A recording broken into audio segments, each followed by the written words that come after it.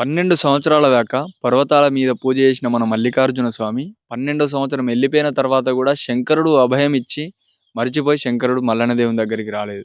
అప్పుడు మల్లన్న దేవుడు కింద ధరణిని చూస్తూ ఉంటే ఏనుగంత ఎర్రజీమే గానుగంత గండుజీమే, మీద ఆకాశాన్ని చూస్తే గండవేరు పక్షులు, దక్షిణాన చూస్తే సింహాలు, ఉత్తరాన చూస్తే కోనగిరులు, గుట్టను చూస్తూ ఉంటే గుట్టకు గుట్ట, చెట్టును చూస్తూ ఉంటే చెట్టుకు చెట్టు, మాట మాట్లాడితే మాటకు మాట, ఏడ చూసినా జోడుకు జోడు ఈడుకు ఈడు కనిపిస్తున్నాయి.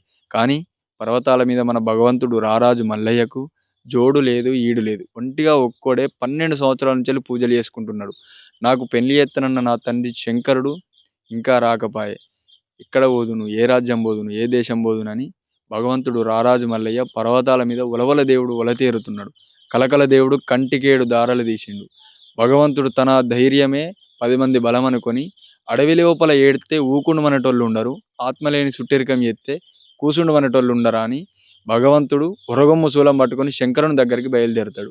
నాకు పిల్లజాడ చూస్తానన్నావు, నన్ను దేవతల దేవుణ్ణి ఎత్తనన్నావు, నరులలో నరుణ్ణి ఎత్తనన్నావు, నన్ను ఏ గతి చేసినావని శంకరుని క్వశ్చన్ చేయడానికి భగవంతుడు బయలుదేరుతాడు.